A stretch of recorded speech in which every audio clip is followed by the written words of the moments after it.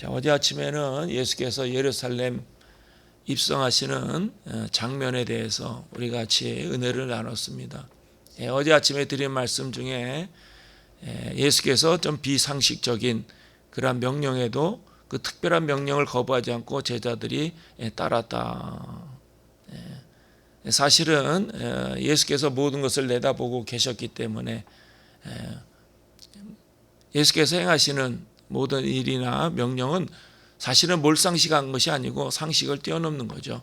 과거, 현재와 미래 모든 것을 동시에 꿰뚫고 보시기 때문에, 그래서 우리가 그 사실을 인정할 수 있어야 된다라는 것입니다.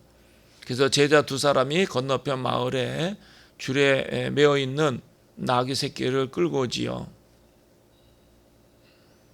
그래서 그 나귀의 주인이 어쩐 일이냐라고 질문했을 때 주께서 쓰시겠다. 그래서 주인은 이에 허락했다 이렇게 이제 성경은 기록하고 있습니다. 주께서 쓰시겠다라는 말씀은 우리에게 주는 아주 중요한 영적인 교훈이 있어요. 어린 낙의 새끼뿐만 아니고 우리 인생 모두 자체, 내가 관계된 모든 것들이 다 주님의 것임을 우리에게 암시하고 있는 거예요. 내 건강도 물질도 내 것이라고 할 수 있는 것은 아무것도 없다라는 것. 다 하나님에 의해서 우리에게 주어진 것이죠. 혹이나 물질을 가져가신다 하더라도 또 우리는 주님 앞에 드릴 말씀이 없다라는 거예요. 그래서 우리 기독교는 자살을 반대하는 이유가 그 근거가 여기 있는 거죠. 내 생명조차도 주님의 것이기 때문에 내 마음대로 할 수 있는 것이 아니다라는 거예요. 그래서 자살이라는 것은 아주 크나큰 범죄다라고 이야기하는 근거가 여기 있는 거야. 주께서 쓰시겠다라고 말씀하셨을 때 우리 자신에 관계된 모든 것들이 다 주님의 것이다. 그래서 인정할 수 있어야 돼. 그것이 믿음이에요. 그래서 주님의 말씀에 대해서 우리가 기꺼이 전혀 거부감이 없이 또 그것을 고민하거나 갈등하지 않고 내어드릴 수 있고 그 명령에 언제든지 순종할 수 있어야 된다라는 것입니다.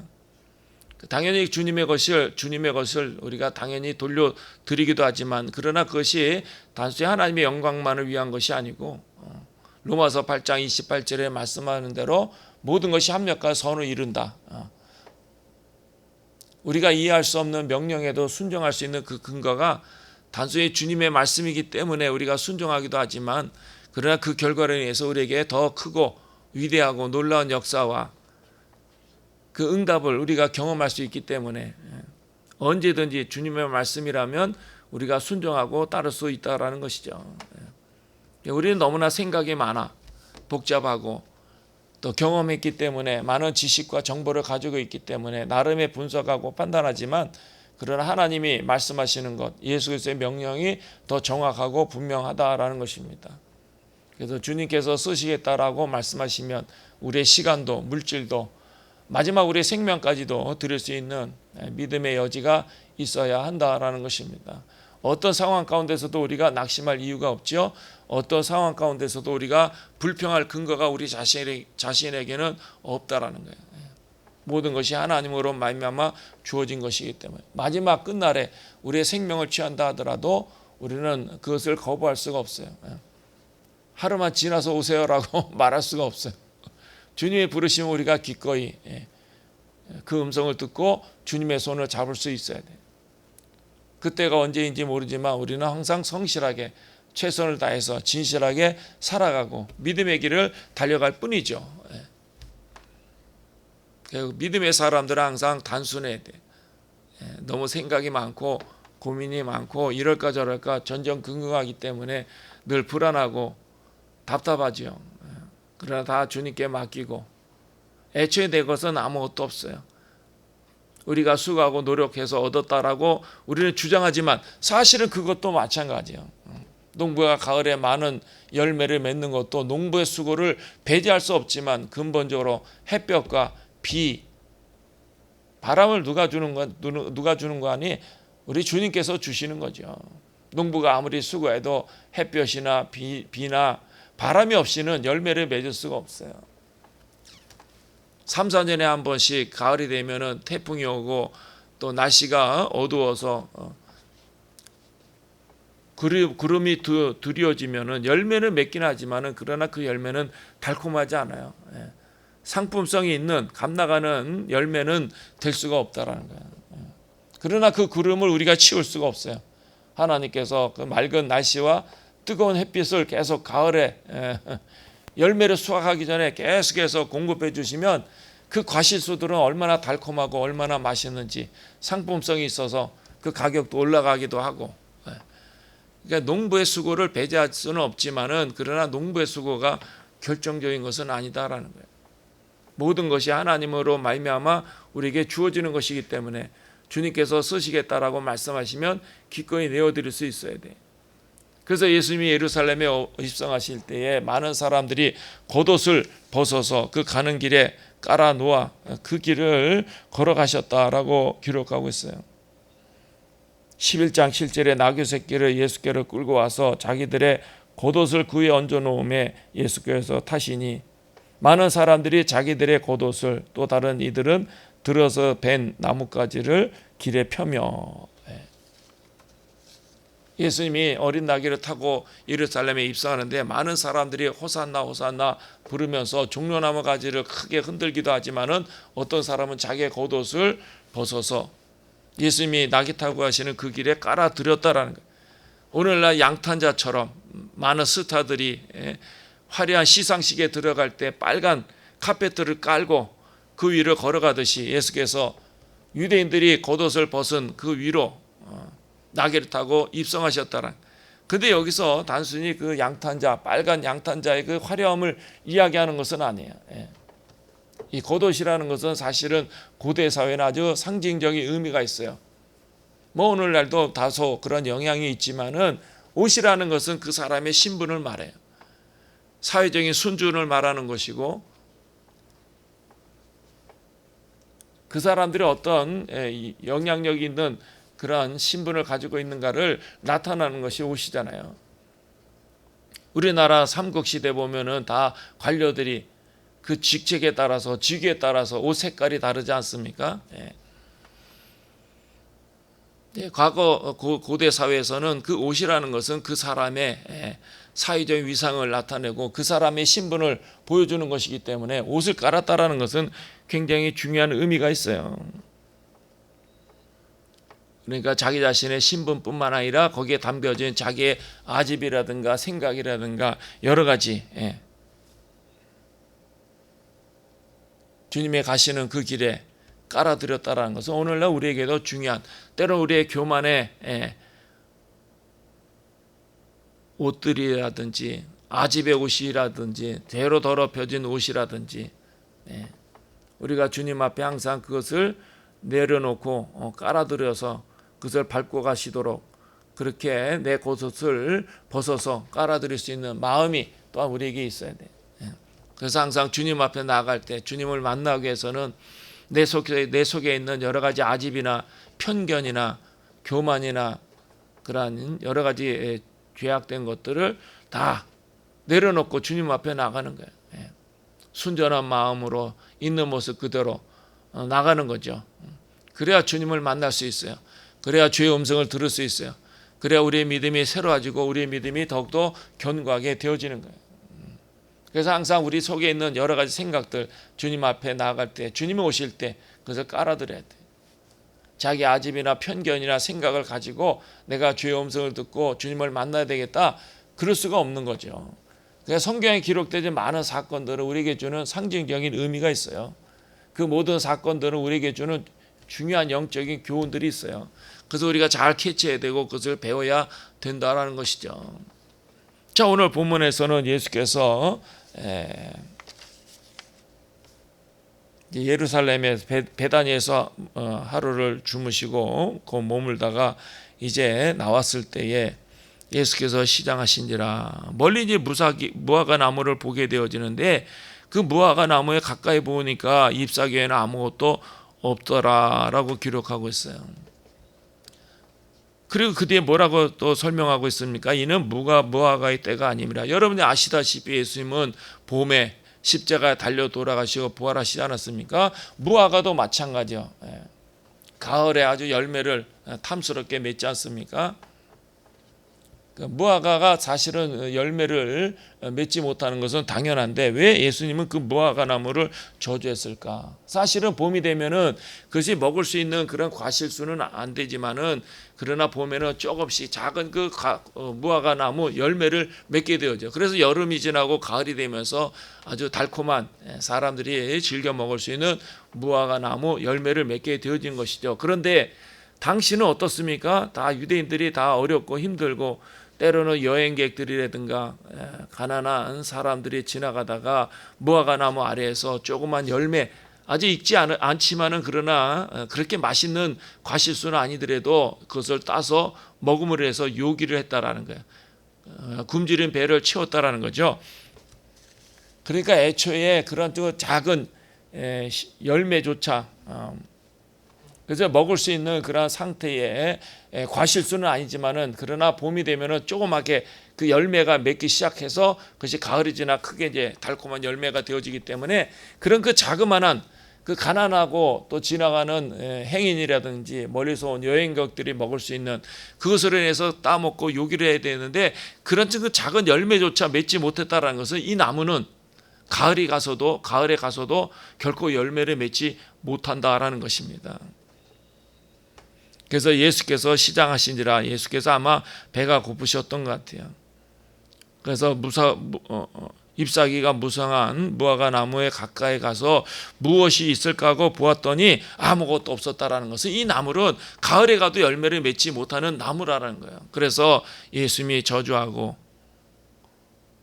이제부터 영원토록 사람이 내게서 열매를 따먹지 못하리라. 그리고 그 다음날 가보니까 그 무화과 나무가 완전히 말라 비틀어 죽어버리죠. 이것은 우리에게 무엇을 이야기하는 것일까요? 단지 예수님의 그 능력만을 이야기하는 것이 아니고 예수님 우리에게도 열매를 원하신다라는 요한복음 15장 5절에 나는 포도나무에 너희는 가지니 저가 내 안에 내가 저 안에 있으면 이 사람은 과실을 많이 맺나니 나를 떠나서는 저희가 아무것도 할 수 없음이라 말씀하신 것처럼 나는 포도나무에 너희는 가지다 라는 말씀은 그 가지에 많은 포도가 열매를 맺는 것을 기대하는 것이다 라는 것을 우리에게 말씀하고 있어요. 우리가 복음서에 나타난 1달란트, 2달란트, 3달란트, 5달란트, 달란트 비유가 있지 않습니까? 그 달란트 비유에서도 마찬가지예요. 주님은 항상 우리에게 많은 열매를 맺기를 원하신다. 단순히 이것은 우리가 전도의 열매만을 이야기하는 것이 아니야. 사실은 내면에 우리의 인격적인 열매, 우리의 믿음이 성장하고 성숙하고 우리의 인격이 더 아름답게 성화되어져 가고 예수 그리스도를 배우고 닮아가는 삶을 살기 위해서 애를 쓰고 노력하고 있는가. 그동안 우리가 코로나를 지나면서 한국교회가 굉장히 위축이 되고 많은 사람들이 교회를 떠나는 그 가슴 아픈 일들이 일어나지 않았습니까? 왜 그랬을까요? 한번 생각해 보시기 바랍니다. 한국교회가 그동안 성장 일변도의 목회 철학 그리고 소위 말하는 번영과 성공의 신학으로 인해서 사람들이 교회 가면은 단순히 성공하고 출세하고 문제가 해결되다라는 사실을 너무나 지나치게 강조했기 때문에 틀린 말은 아니지만은 그러나 신앙생활의 궁극적인 것은 그것은 아니에요. 예수를 믿으면 문제가 해결되고 응답받고 예수를 믿으면 복을 받고 성공하고 예수를 믿으면 가정과 자녀가 잘 되는 것은 사실이에요. 그러나 신앙생활의 궁극적인 목적과 동기는 거기 있는 것이 아니에요. 날마다 예수를 배우고 닮아가고 주님과의 그 바른 관계 가운데 우리 인격과 우리의 성품이 더 아름답게 성숙하고 성장하고 우리가 힘을 다해서 하나님을 섬기고 예배하고 그것이 어떤 형편이든 성공할 때만이 아니고 실패할 때도 우리가 어렵고 힘들고 잘 나갈 때뿐만 아니라 좌절과 절망 가운데서도 우리 마음이 흔들리지 않고 하나님을 잘 섬기고 예배하는 그런 아름다운 신앙의 자세와 태도가 우리 안에 깊이 성숙하고 성장해야 하는데 거기에 깊은 관심을 갖는 것보다는 단지 우리가 예수를 믿어서 한번 잘 살아보자. 예수를 믿어서 정말 힘들고 어려운 그 인생에 복을 받아 떵떵거리며 살아보자라는 인간적인 기대 때문에 우리의 깊은 내면에 예수 그리스도에 관한 열정과 열망이 자라고 또 하나님에 대한 그 깊은 그런 신앙과 사랑으로 섬기는 그런 신앙의 자세가 우리 안에 형성이 되고 이루어져야 되는데 그것이 전혀 이루어지지 않았다라는. 그러니까 오늘날 우리 한국 사회가 어떻습니까? 다 선진국 대열에 들어가고 모두가 다 잘 살고 편안하고 사회복지가 잘 되니까 사람들이 더 이상 신앙의 필요를 못 느끼는 거예요. 이미 성공하고 이미 번성하고 있는데, 이미 잘 되고 있는데 더 이상 주님께 가까이 나갈 이유가, 그 근거가 사라지니까 사람들이 교회를 떠나는 거예요. 신앙의 본질은 하나님과 나와의 관계예요. 우리가 성공해도 하나님을 잘 섬겨야 되고, 어렵고 힘들어도 나 항상 하나님의 말씀에 귀를 기울이며 그를 예배하고 그의 말씀에 순종하고, 그런 작업들이 오래전부터 있어야 되는데 그런 작업이 전혀 없어요. 예수를 잘 믿고 교회에 충성하고 교회 봉사하면은 성공한다, 복을 받는다, 그것이 너무나 지나치게 강조돼요. 다 여러분 간증을 들어보면 그래요. 저는 간증이 나쁘다라는 것은 아니에요. 그러나 그 교회에서 너무나 지나치게 간증한 것, 그 간증의 내용이 무엇입니까? 기적을 체험하고 응답을 받고 성공하고 복을 받고 형통했다는 그 사실을 강조했어. 사실은 그것은 동기부여는 됐지만은 그래 우리의 신앙과는 관계가 없는 거예요. 때로는 믿음의 길을 걸어가도 고난이 있고 역경이 있고 내가 주님을 섬기고 내 모든 것을 드려도 어떤 열매와 결과를 얻지 못하는 경우도 많이 있어요. 예수님의 제자들이 그렇게 살았고 사도 바울이 그렇게 살지 않았습니까?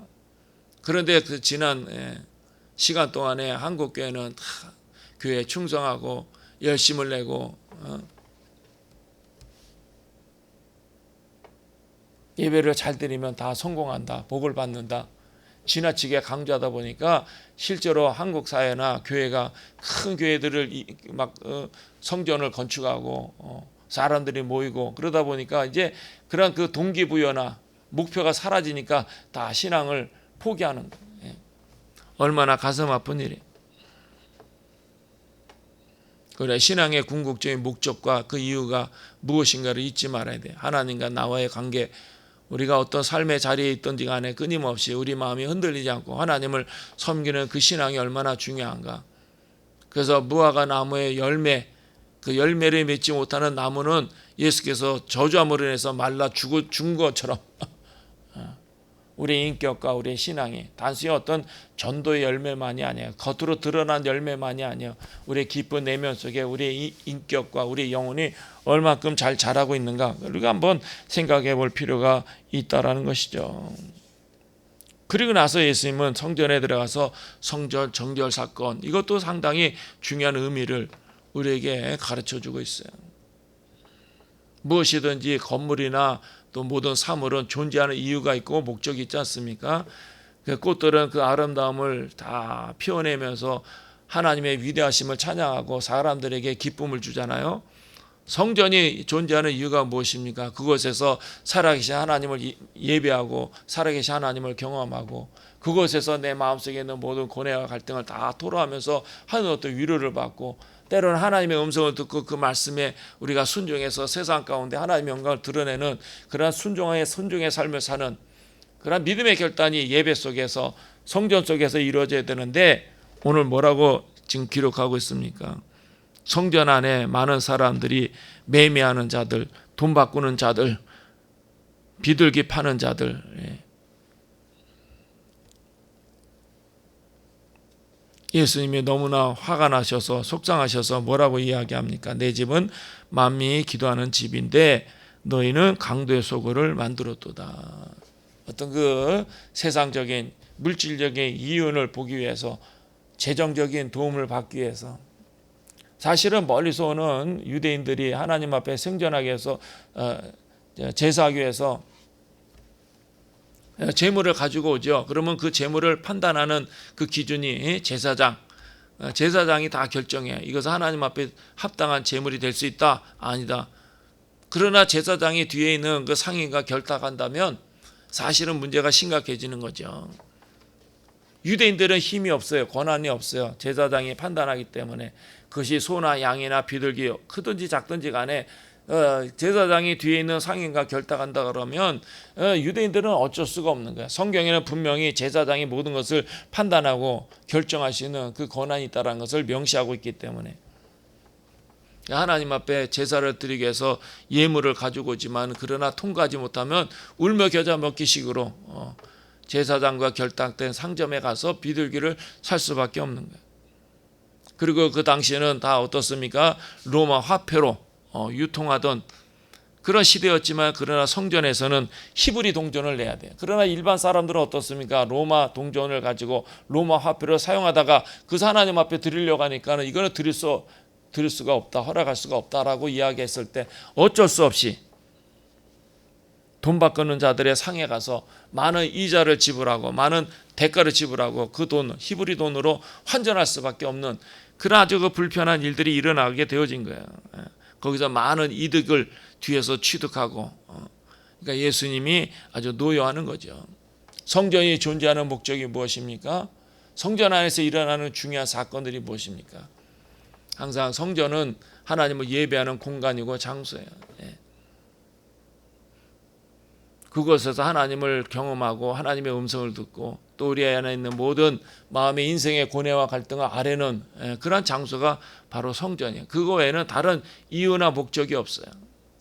그래서 우리가 하나님의 교회를 사랑하고 그 교회에서 은혜 받도록 그 교회를 아름답게 만들어갈 책임도 우리에게 있다는 사실을 잊지 말아야 돼요. 오늘 본문을 통해서 우리에게 주는 중요한 교훈들을 잊지 마시고 우리가 특별한 생을 사는데 하나님의 자녀답게 이 세상 가운데서도 정말 경건과 거룩을 잊지 말고 날마다 우리의 인격이, 우리의 영혼이, 우리의 성품이 예수 그리스도를 배우고 닮아가고 우리가 끊임없이 주님 부르시는 그날까지 신령과 진조로 예배하며 거룩한 믿음의 길을 걸어가는 저와 여러분이 되시기를 주님의 이름으로 축원합니다. 기도하겠습니다.